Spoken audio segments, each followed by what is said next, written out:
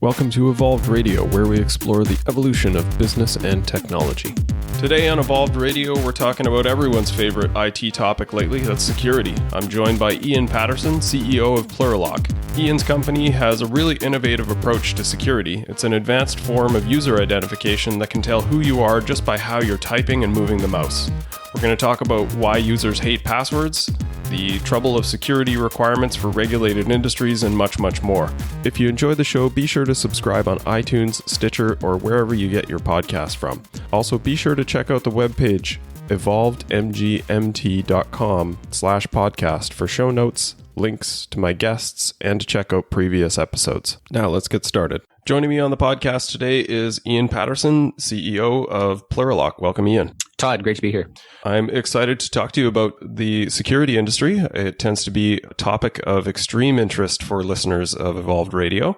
And I think the experience that you have and the technology that you're working on is going to be pretty interesting, probably pretty eye-opening for people as well. So if you would like to get us started, maybe just give us a bit of your origin story and your history in the industry. I've been in the security industry for a number of years now. Before that, I came more from a big data analytics background. The commonality is really data science over the last number of years. But what I've been realizing is that security used to be a domain that was high priesthood. You know, it was only the super technical or super specialized individuals who really cared about security. But over the last couple of years, and especially over the last 6 months or so, I'd say that security just is so relevant and so topical to everybody. Even to the point of, I was getting my hair cut the other day, and somebody was in the barbershop, and we were talking, and they were saying, "Yeah, I think I got my data breached. You know, I got an email saying that my data was breached recently," and that's pretty common. It's these days we're finding more and more that data just keeps getting in the hands of bad guys. And so it's super common. So I guess my background specifically is, as I was saying, data science, trying to solve problems, business problems using data, using machine learning. And Plurilock is really doing exactly that. What you guys do is continuous authentication. And this is probably not a term that a lot of people are familiar with. Most people will be aware of their love-hate relationship with passwords, and more people that are security-minded are aware of two-factor authentication. And anyone that knows a bit about security probably knows about biometrics. And I would probably put continuous authentication into maybe a more advanced version of biometrics. How would you qualify that? Yeah, you're on the money there. So Plurilock is a company that uses behavioral biometrics, which is the study of biometrics over time. So effectively what that means is we look at human behavior, and that could be the way that you type, the way that you move a cursor, the way that you sit, the way that you walk. There's unique biometric markers involved in all of that activity that allows us to first identify an individual and then be able to make an authentication decision on whether they should be on that device at any given time. The thing that's interesting about behavioral biometrics, unlike a fingerprint reader or an iris scanner, swiping your fingerprint is a slice in time, right? It's a very specific point of time. Typically, you unlock your device and then it's open and available. Behavioral biometrics, generally speaking, is looking at your behavior continuously. So what that means is not only when you swiped your thumbprint can we identify who you are as an individual, but we can look at that continuously throughout the user session. So to give you an example of that, we get deployed as an agent that sits on an endpoint, and anytime a user is just going about their regular day, they're typing an email, they're browsing the web, they're working in Excel, every couple of seconds, we're making a determination whether that's the right person or not. If it's not the right person, if we detect some anomalous activity, then we can take an enforcement action. And that enforcement action is configurable based on the environment. But the point is, we're trying to change from static point-in-time authentications, which most people are either using a password or, like you were saying, like some sort of biometric. And we're trying to change that paradigm to looking at the whole session over time. If you think about it, most workplaces will typically have 5 to 6 authentication moments throughout the day. Generally, you have one when you walk in the morning, you first sit down, you log in, and you get on your desktop. You might have a couple of others if you connect to Gmail or Office 365 and you have two-factor authentication turn on, there'll be another authentication moment there. And then in some cases, if you're accessing a privileged database, like the payroll database, for instance, you might also get challenged. But even if you're checked or challenged 5 or 6 times throughout the day, the majority of time throughout that user session is left open. And so there's all sorts of things that can happen. Could be that, you're working remotely from Starbucks and you walk away from your device for a moment, and you leave it accessible to someone else. Even if you're within an office environment, the same scenario could be concerning both from a security perspective as well as a regulatory perspective. So if you think about a regulated industry like healthcare, if you were to get up and walk away from your device and there's sensitive personal health information left on the screen, it's obviously a security concern, but it also becomes a huge regulatory nightmare that you've suddenly enabled coworkers to see data that they shouldn't have. So kind of bringing this back to what it is that we do, again, we're trying to look and authenticate people through their behavior, and that fundamentally that level of continuousness is really what defines us as different in the marketplace. So the way that the software works then is that the same way that someone has a particular signature style. Even, people can be authenticated based on their cadence, their walk, the way that they move through a space. Those are some more advanced biometrics. But the same way that people will type on a keyboard or move a mouse, you can actually detect a consistency to that and basically identify a person based on how they're typing. Is that right? Yeah, absolutely. And the key is it's not what you type, it's how you type. And in the same way, it's not what you click on, it's how you click on it. The technology actually dates back to World War II. So Morse code operators way back in the day had a unique signature. Even if you didn't know or couldn't decode what the Morse code operators were tapping, fellow operators could identify who the operator was just by the unique signature they had. They called it a hand. So the Morse code hand was unique to the operator. And so it was a very early way of doing signals intelligence where you didn't know what they were typing because it was encrypted, but you at least knew that it was the same operator. That same technique is ultimately what we're doing, just in a much more advanced way. We're looking at behavior over time, and we're looking on the keyboard, it's the speed, rhythm, and cadence of how you type. On the mouse, it's things like direction, speed, change in direction, the interplay between speed and clicks and direction. There's unique biometric markers that we're able to identify, pull out, extract, create a profile of, and then use to authenticate on a continuous basis. Technology that they use for the capture, the new captcha boxes where you have to click and say, I'm not a robot. I've never understood specifically how that works. That, I click on a box. How does that identify me not as a robot? Is that the same thing? Similar. I mean, I would say that the things that are similar to the captcha box is we're looking at the response, right? And humans are going to respond differently to a prompt than machines would. If you think about just a person, the way that they type or the way that they move a mouse, it's always going to be a little bit different. You're never going to do two things exactly the same every time. And so there's always going to be what we call an organic drift between one interaction and the second interaction. And we can actually model what that organic drift looks like. And there are some things that we can expect that drift to have that are going to be different than just some random data thrown into a robot trying to mimic the same thing. There's nuances there that we would expect to be able to detect differently. So I would say that the CAPTCHA example, absolutely, it's a great way of identifying, are you human or not? We're actually trying to answer a more concrete question, which is, are you the same human? So it's similar, but we're looking a little bit more nuanced at some of those biometric markers, like the speed, rhythm, and cadence of how you type. I could see that as a tricky difference of, maybe you've had 4 cups of coffee and you're a little jittery and your hands are kind of splashing all over the keyboard. I find it really interesting that you've developed a sort of a tight ability to find the match between that drift and what the typical cadence is for an individual. You sort of identify an important point that it's not just the fact that you are a human, it's that you're the same human that was originally authenticated. So I've logged into this secure system and yes, it's still me, versus there's still a person operating there. Because the old school usual approach of this is if there's no activity, then blank out the screen, turn on the lock and enable the screensaver, whatever the case is. And yours is, doesn't matter if there's activity or not, it's still able to detect that the person interacting with the keyboard or interacting with the mouse is the same person that was originally authenticated for the session. Exactly. I mean, the technology itself was developed over a number of years by our PhD data scientists. It's a hard problem. Anytime you're dealing with people and trying to identify how do people behave, it's a very hard problem to solve. We have 3 issued patents on this technology. A significant amount of time has gone into the development of it. So it's not easy.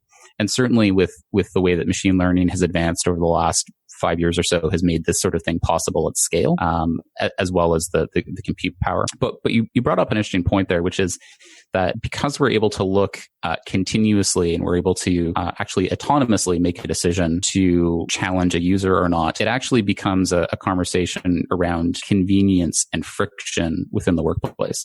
So a lot of our early clients were in the defense industry. We've got a lot of government customers. We also deal quite a lot in the enterprise financial services space because they have the same sort of threats that governments do, which is that they're defending against nation state actors. But what we're finding is that when we go in and have a conversation about security, there's 1,800 other cybersecurity startups out there in the world. It's a very noisy space. The way that we've been able to differentiate is actually selling convenience. So what I mean by that is, if you can imagine that in most cases, security and convenience are 2 opposing poles on a spectrum, right? On the one side, you have something that's very secure and completely inusable. On the other side, you have something very convenient and it's wide open to attackers. And most of the time, solutions are on some end of that spectrum, and they may skew slightly towards more convenient at the expense of security, and then becomes a business trade-off. We're trying to flip that around. And when we go into an organization, we actually say, look, don't choose between security and convenience. Make it convenient for the user. And we can do that by deploying this continuous monitoring system.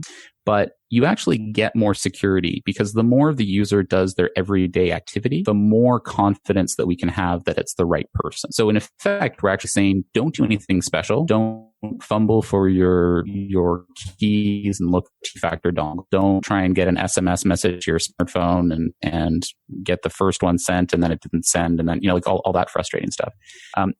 We can actually do away with that and provide better security. And so effectively what we're selling is a way for IT administrators and CIOs to scale down some of the frustrations around traditional authentication.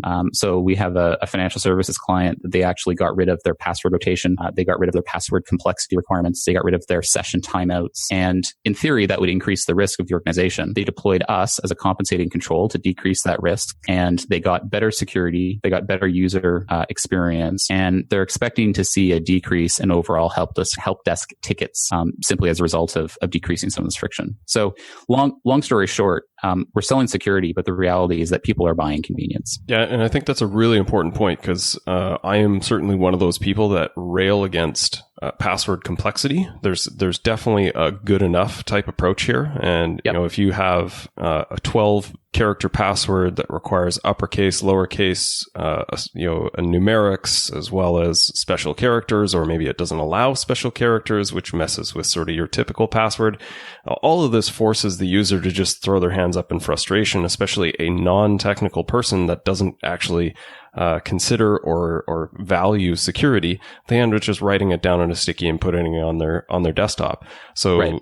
I think the friction around security is actually a really, really important component of the future of security. Is any security policy or system is only as strong as the users, and that's why one of the most important things you can do around security is user training. Phishing campaigns to make sure that people are aware of what these things look like, but also just anything that you can make the user experience easier around the password and the use of the password, I think is both a godsend to the people in charge of the security policy and also the people that are underfoot of the security policy as well. I think password complexity requirements is a tricky one.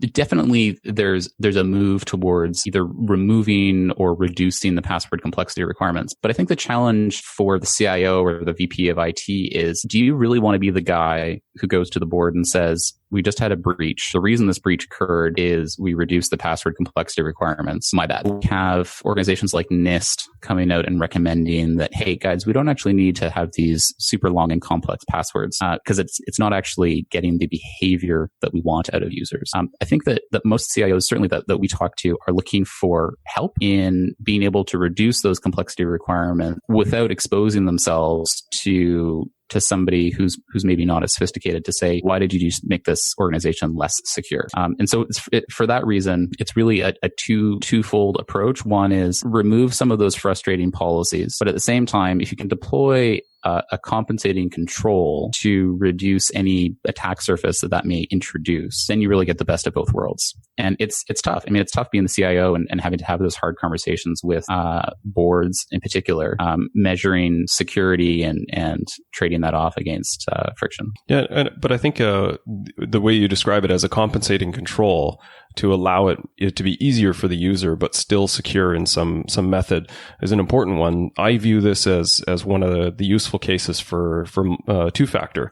Is it's okay if someone gets your password. It's not great, but at least there's at least a secondary verification. You would see a prompt saying, "Hey, do you authorize this device from Uzbekistan that wants to use your account?" You say, "No, absolutely not." Okay, I'm going to go change my password now.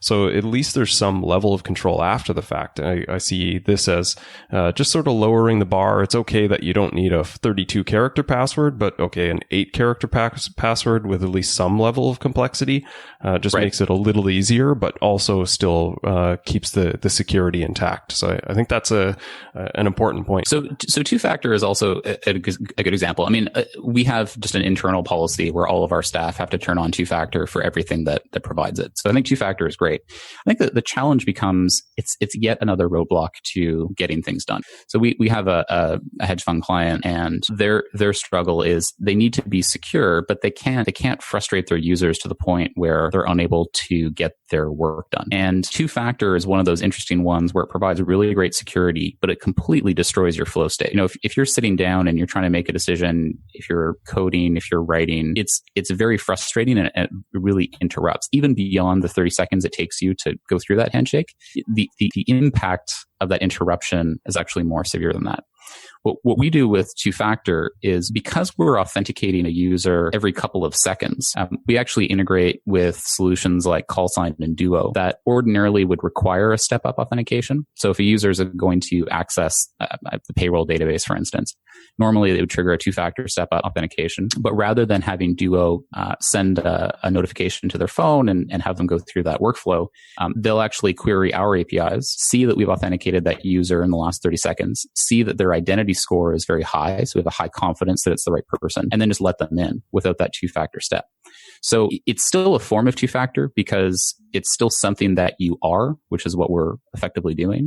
But we do that invisibly in the background. And so if you think about that at scale, if you have 3 or 4 two-factor requests per user per day, and then if you have an organization of 5,000 employees or 10,000 employees or 100,000 employees, the business impact of stopping work to do that handshake and forcing the user to go through that is actually very severe.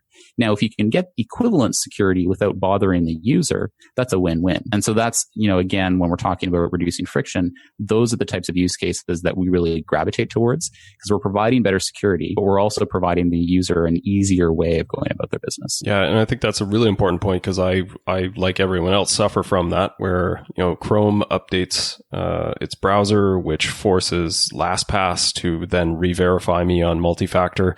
And I had to rebuild my machine after I lost my hard drive. And I was frustrated with the number of times that I had to do the two-factor authentication to re-authenticate all of the systems that, generally knew who I was. And I get it that you guys probably can't cover the initial login because unless you're integrated deep to, the OS layer for authentication, hopefully that comes later. But at least to sort of skip the steps where there is a high authentication score, I think that's a really cool addition. Do you see that as something, as a potential in the future where, your password prompt is basically type this sentence, and based on the software, it's able to authenticate you from beginning as well as the continuous authentication. Yeah, so we actually have it's available as a closed beta right now, but we do have a credential provider built into Windows. So rather than using the Windows Hello workflow that uses biometrics, for instance, we'll actually use the passphrase. So the way that you type a specific passphrase, again, is unique to you, and we can use that to authenticate. So we do have that available. The other thing that we're doing with a number of virtualization clients is we integrate with Citrix and VMware. So for remote desktop or virtual desktop environments, we can actually do that initial handshake through a web browser, a web prompt, and then also can connect into the virtual desktop and protect that continuously as well. So short answer is yes, it's coming. We're trying to evolve in a way that we spend our time and attention on the areas of highest friction for users, because that ultimately just means, that's the most amount of value. And the solution overall, like, it sounds like it's complex, it's advanced, which typically means it's enterprise based. Do you have sort of a market that is typical, or someone that a lot of the MSPs that may listen to the podcast are wondering, is this for me, or is this just for hedge funds and banks and governments and things like that? Can you maybe speak to that a bit? Yeah, we've definitely started in the enterprise space. Our early customer wins were from DoD, financial institutions, organizations that are both enterprise, like you said, but also suffer from really severe security threats. I'd say crypto is also up there in terms of the type of the level of risk that organizations have. Probably those three are the highest. What we've realized, though, is because we've designed the system to work for scale, to be able to support thousands, tens of thousands, even hundreds of thousands of users, it's all very automated and autonomous. So the system itself, when it gets deployed to an endpoint, it automatically enrolls the user, creates a profile for that user, and then it flips from enrollment mode to protection mode automatically. There's no administrator involvement. Really, the only thing the administrator has to do is push out the agent, which you can do through a policy update or an MSI. So because we built it for scale, and we assumed that the administrator wouldn't have time to handhold many of the client-side functions, it actually is a pretty good fit for small businesses who either don't have a lot of expertise or only have a guy or a couple of guys who are able to manage a couple hundred endpoints. So it's kind of interesting that we built it for enterprise, but it seems to be a pretty good fit for the mid-market and SMBs as well. I think to your question about enterprise requirements, so we do have a reseller program. There's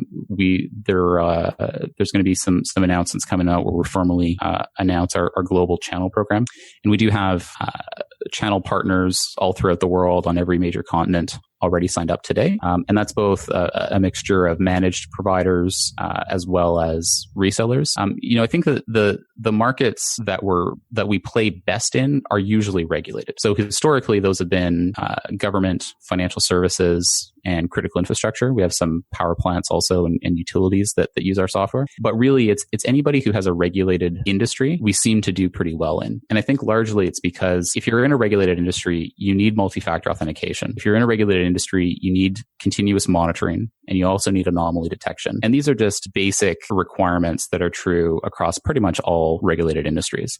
Now, you're always going to find non-regulated commercial accounts who strive to hit a higher bar. And so we also do quite well with those. But, we've got good representation across a number of industries right now who are looking for those advanced solutions, things that'll protect against advanced threats, but also can check the box for HIPAA and PCI and NIST or even just ISO 27001.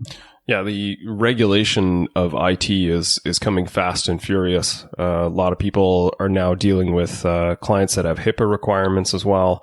PCI was a godsend for me as a former manager of a practice, security practice, because someone else was dictating the level of security process that was required, and that creates a lot of work. It's good for the IT industry, but like you said, if it's not done in the right way, it creates a lot of friction with the users. So it is a sort of a nice bridge between the two to provide some advanced measures, but also not be impeding the workflow, like you said. We've actually seen it pop up in cyber insurance policies as well, where it's almost like I didn't actually realize I needed to do these three things. I didn't know I needed to look at logs on a regular basis in order to comply with my cyber insurance policy or just the rider that I have on my general liability. I've heard that a number of times recently. And so it's a question that I've started posing to the managed service partners that we have to say, how many of your customers actually know what they need to be doing in order to remain on side of their cyber policy? And the amount of blank responses I get is actually pretty high. So if I were a managed service provider, if I was somebody who had responsibility for somebody else's IT infrastructure, I'd actually be asking those questions, because in a lot of cases, organizations think that they're not regulated, therefore they can do whatever they want, which is true to an extent. But there may be other reasons why they still have to comply and get to that base level of best practice. The other one that we've been seeing quite a bit is service providers to larger financial institutions. There's generally some contractual obligations that say they have to be SOC 2 compliant, or they have to abide by standards very similar to a NIST or a SOC. So, even if you are a high-tech company and you've got a SaaS platform for managing payroll, even though you may not be regulated, the customers that you service may be regulated, and there may be some flow-through obligations. And so the idea of vendor risk management as an IT driver, I think, is going to become more and more common, especially as these large incumbent organizations effectively push through or pass down risk to their service providers and say, look, you need to do these bare minimum things. And even then, I still need you to indemnify against any sort of loss, which means you need a really good cyber program in place. Yeah, it's the odd part about security. There was sort of this period around the introduction and the renewal of the Patriot Act, and people got really paranoid about data residency. And so many times in the IT practice, we would run into clients claiming that they could never host their information in the US. It was factually not true. It was just that they heard all of this FUD around, you can't have their stuff in the States. The government will just come and seize all of your servers. And the reality of what I often told people is, unless someone has told you that you have data residency issues, or if you consult with a lawyer and they tell you that you have data residency issues, 9 times out of 10, this is not a problem. And I kind of wish that level of awareness or paranoia was present around the risk mitigation issues that you just talked about. Like, so much of that stuff, people just have no clue that they're actually on the hook for things that they're unaware of. Are you collecting sensitive information? Are you touching government data? Do you have obligations to third-party clients based on OLAs and master agreements? So much of that stuff really slips under the radar unless it's under enterprise management, right? Yeah, and it goes a couple of hops away from you. So I'll give you a personal example. Plurilock, obviously being a cybersecurity vendor, we have a heightened degree of cyber awareness. Everybody that works here is extremely paranoid about everything that we do, which as they should. And so that same level of paranoia goes to the vendors we work with. And so we actually select vendors partly based on their level of cyber hygiene and their ability to maintain their business and defend against cyber threats. The challenge is one of our vendors got hit in the Typeform breach from last week. And even though we did our due diligence on the vendor itself, and it seemed like everything was above board and it looked good, we were still exposed to risk because their vendors used Typeform.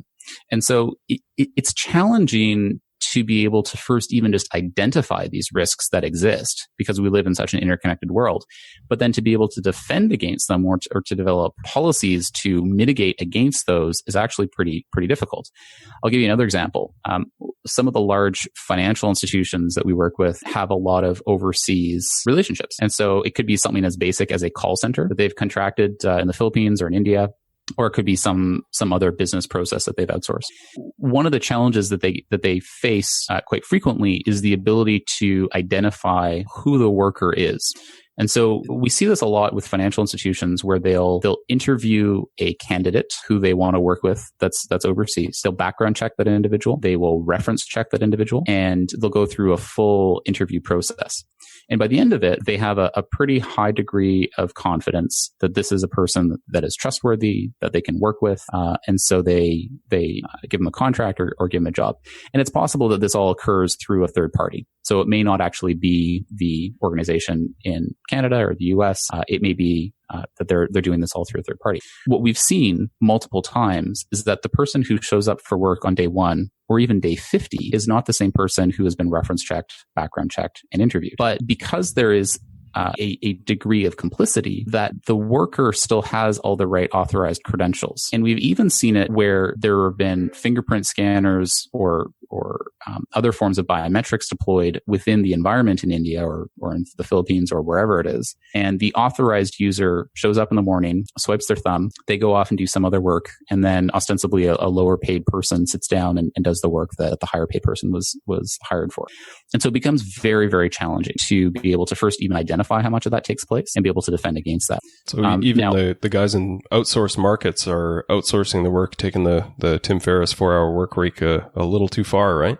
Absolutely. Yeah, absolutely. But it's challenging, right? I mean, that vendor risk management, there's not a lot of good solutions out there. So just as a bit of a plug, I mean, the way that we solve that is we actually encourage our customers to use some sort of virtual desktop technology. So you retain the data in whatever secure enclave that you have in North America. So there's no data exfiltrated to a country that you don't have access to.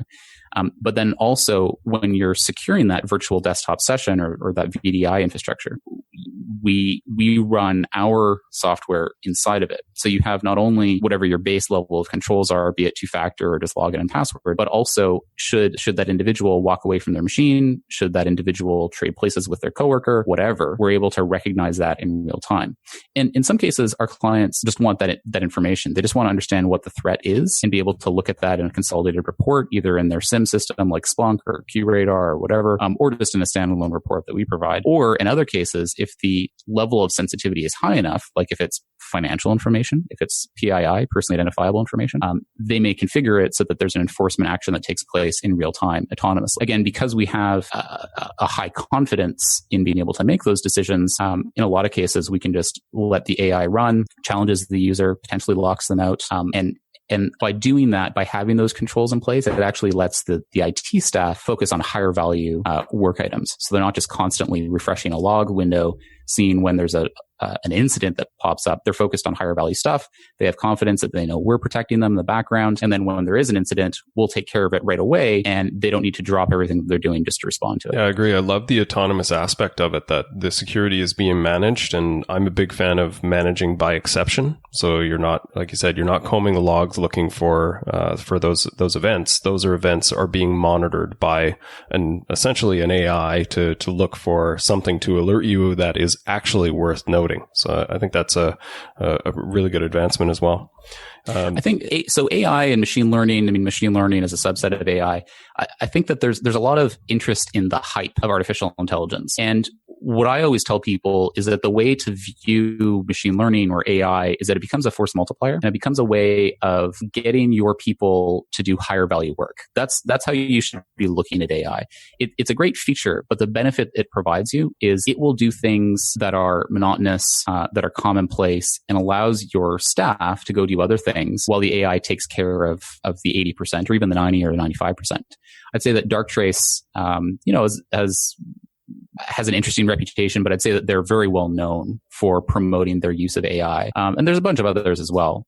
But the whole point is being able to leverage AI or machine learning to cut down on the monotonous day-to-day activity and then focus your staff on the higher value items. And I think that especially for channel providers where you have a lot of smaller clients, that's really the same thing they've been doing for years and years, which is automate as much as possible and then only deal with things that are problematic. And what we're seeing is that security is getting to that point as well. You can automate a whole lot of this and then really only deal with the high ticket items And ultimately, you're providing a better value to your customer as well. So it's a win-win-win. Yeah. You mentioned crypto earlier.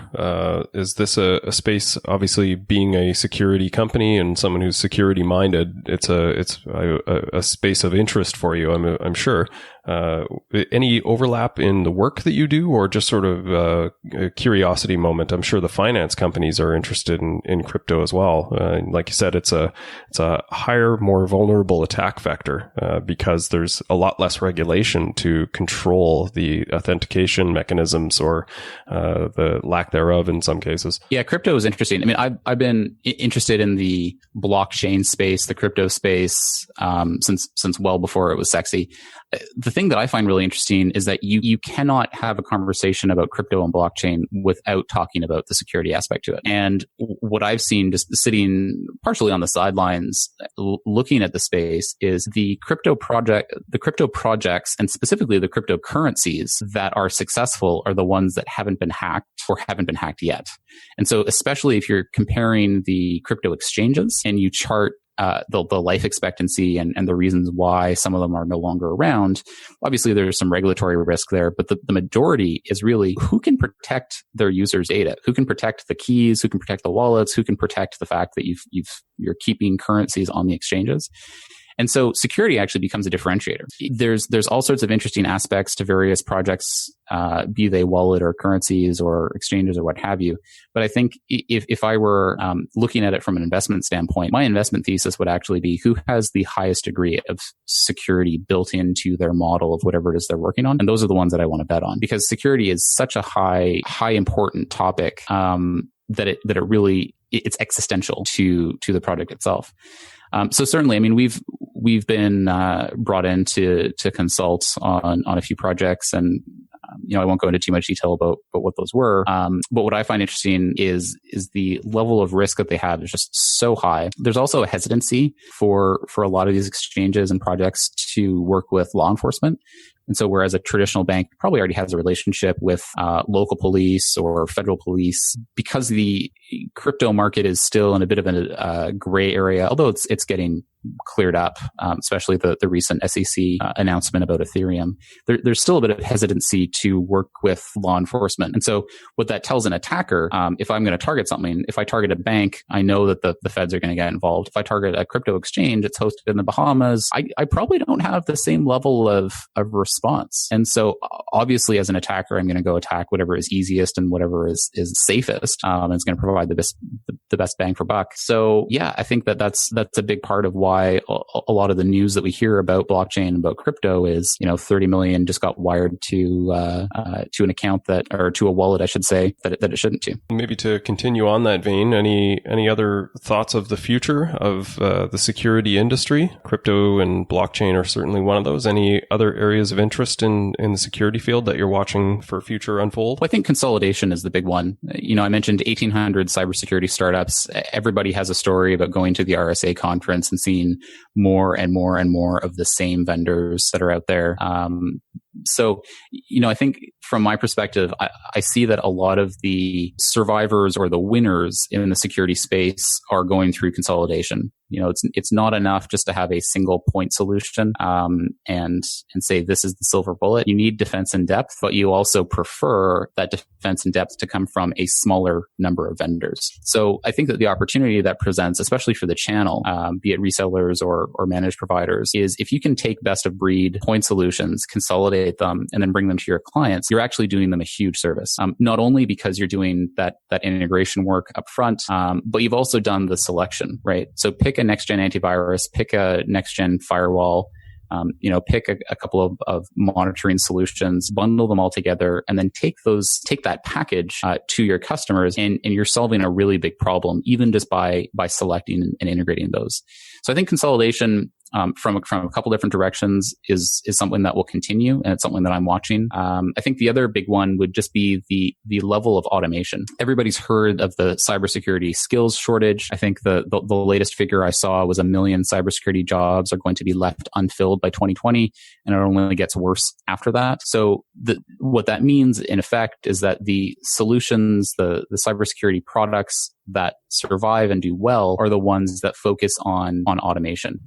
generally speaking, the rule of thumb is every new enterprise security product you bring on requires an additional staff member to care and feed. And I think that the solutions that are going to do well are the ones that actually reduce that number, that are able to act autonomously, that are able to cut down on the number of manual actions that an IT staff member has to do, that allows you to do more with less. I think those are the ones that are going to do well. So consolidation, automation are the two big drivers that I'm seeing.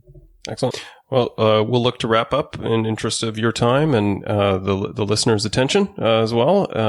Any call to action? Any things you'd like to ask of the audience or have them take a look at or do? Well, I think as a follow-up, if you're interested in learning more, I'll send a short 2-minute video that has a bit of an explainer on the solution, which would be great if you could help share around. We can include it in the show notes. Yeah, perfect. I think that my question of the channel would be, what are the threats that you're seeing, especially from the SMB or the mid-market? I'm really curious to hear what sorts of either threats or challenges that you're seeing. Law firms are a great example of areas of extreme risk that maybe are not as developed with their cyber hygiene. But I'm curious if there's other sort of pockets of opportunity from a security standpoint. Okay, great. And if people want to send you those details or get in touch with you further, where should they reach out to you? Yeah, absolutely. So connect with us at plurilock.com. That's plurilock.com. And there's a chatbot that's on there that is ready and willing to have a conversation with you. Okay, great. And LinkedIn or Twitter, anything like that on social channels? All the social channels. We're on all those channels. Okay, great. Well, this has been fascinating. Appreciate your time, Ian, and thanks for coming on the show. Thanks, Todd.